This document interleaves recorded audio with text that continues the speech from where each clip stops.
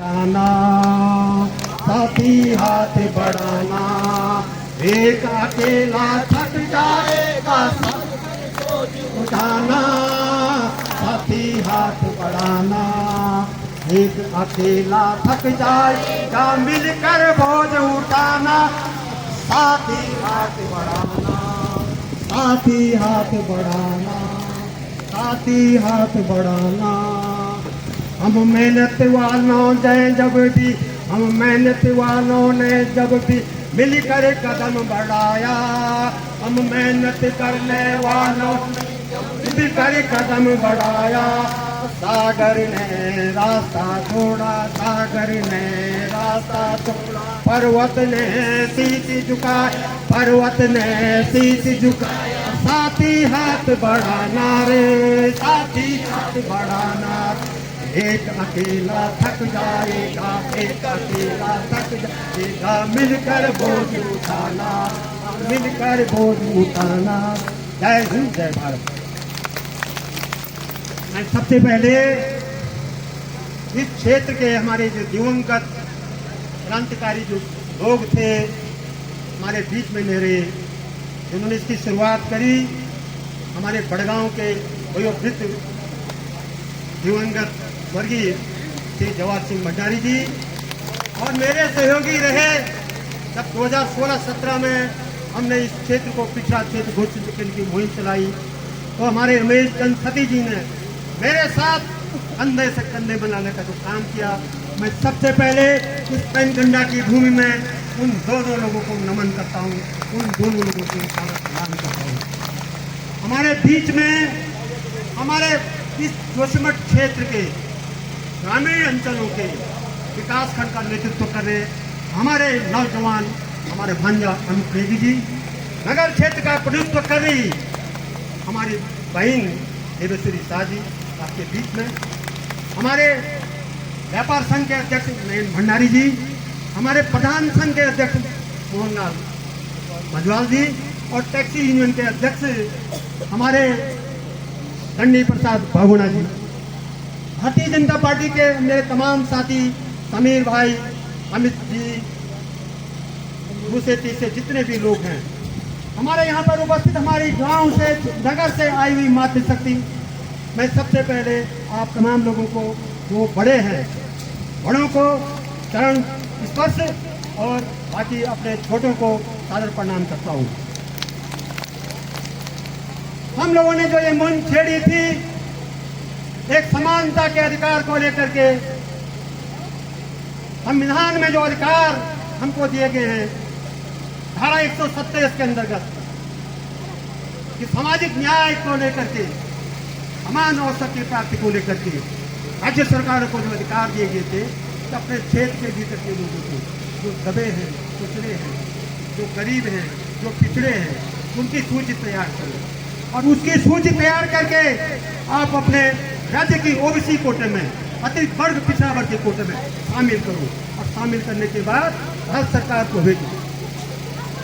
इसी प्रकार के तहत हम लोगों ने इस बात को महसूस किया कि हमारा जोशीमठ का जो क्षेत्र है सामाजिक दृष्टिकोण से, राजनीतिक दृष्टिकोण से, आर्थिक दृष्टिकोण से और शैक्षणिक दृष्टिकोण से अति पिछड़ा क्षेत्र है। हम देश दुनिया के भीतर कहीं नहीं हैं, लोग मंगल की तरफ जा रहे हैं और हमारे लोग अभी जंगल की तरफ ही भाग रहे हैं।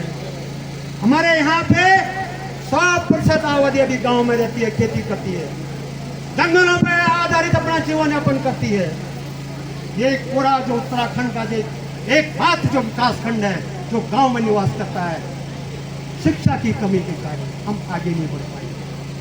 बहुत देर में यहाँ पे हमारे जो स्कूल खुले, हाई स्कूल, इंटर, ग्रेजुएशन और दूसरे तीसरे जो संस्थान खुले, उसके उपरांत हम कहीं भी नजर नहीं आते हैं। ये डिग्री कॉलेज है आपका, मेरे ख्याल से मैं कह रहा था कि कितने साल इस डिग्री कॉलेज को हो गया, 20 या 25 वर्ष हो गया महाविद्यालय है, लेकिन इस 25 साल के बीच में आप लोग इस बात को देखिए कि कितने बच्चे बाहर निकले, एक बच्चा भी बाबू नहीं बन पाया होगा, और कितने छात्र संघ अध्यक्ष यहाँ से निकले होंगे, एक बच्चा हमारे यहाँ से बाहर निकल पाया। हमने देखा कि दूर दूर हमने एक सर्वे करी।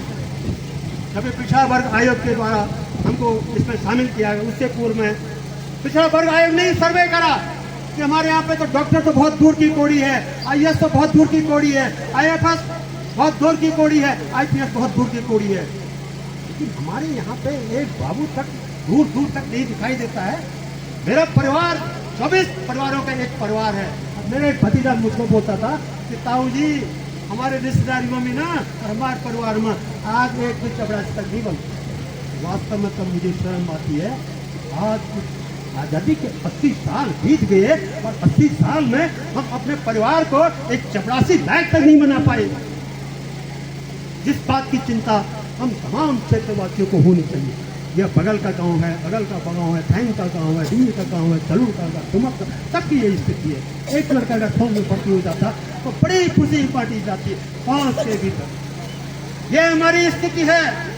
इसी क्रम को लेकर के हमने अगली बार लड़ाई लड़ी, 100 दिन की लड़ाई लड़ी, और 100 दिन की लड़ाई के बाद तमाम आप लोगों ने जिस प्रकार से इस आंदोलन को एक ज्वाला का रूप दिया, एक चिंगारी का रूप दिया, 2017 में 16-17 में प्रदेश सरकार ने हमको प्रदेश के अति पिछड़ा वर्ग की सूची में दर्ज कराने का शासनादेश जारी किया। ये हमारे गौरव का विषय है। लेकिन इस बात को भूल जाना चाहिए कि प्रदेश सरकार ने, तत्कालीन जो प्रदेश सरकार है, हम उसकी वाई उठाएंगे। उन्होंने हमको खैरात में नहीं दिया है। हम लोगों ने 100 दिन का आंदोलन किया है, तब जाकर के हमको ये मिला है। हमारी जो अधिकारों की जो लड़ाई है, हमारी जो अधिकारों की लड़ाई है, जिस अधिकारों के तहत ही हमने इसको प्राप्त किया, ये हमारे मौलिक अधिकार है, संविधान में लिखा हुआ जो अधिकार है। 100 दिन के बाद उसके बाद चुनाव आ गए। इधर एक पार्टी थी, उन्होंने कहा झूठ बोलना है, नहीं हुआ। और हमारे राजू भंडारी जी ने जिस प्रकार से जो मेहनत की है, जिस प्रकार से उनके विवेक ने हम लोगों को इस आरक्षण की सूची में दर्ज कराने का काम किया है, हम राजू भंडारी का आसान वो भी नहीं बोल सकते। ये छोटा मोटा मामला नहीं था। मैं राजू भंडारी की तारीफ नहीं कर रहा हूँ। हमने संघर्ष किया, और जब राजू भंडारी जी को अपनी कुर्सी जाने की चिंता हुई, तब जाकर के उन्होंने हमको कैबिनेट की बैठक में शासन जारी करने का काम किया। हम उनके में वाई नहीं लुटा रहे हैं। आज कहाँ हैं? आज भी कहीं नहीं दिखाई दे रहे, चुप बैठे हैं। जब आपको सत्ता मिलेगी तभी आप काम करेंगे, और सत्ता नहीं मिलेगी तब आप काम नहीं करेंगे। वह अजब गजब की बात है। भरत सिंह कुंवर को क्या मिल रहा है? मेरे को? मैं रात दिन एक करके घर जा रहा हूँ, गाँव जा रहा हूँ, प्रत्येक आदमी को जगाने का काम जब कर रहा हूँ, और जगाने के उपरांत आप लोग इकट्ठे हुए हैं। उसके बाद चुनाव आ गए, सरकार बदल गई,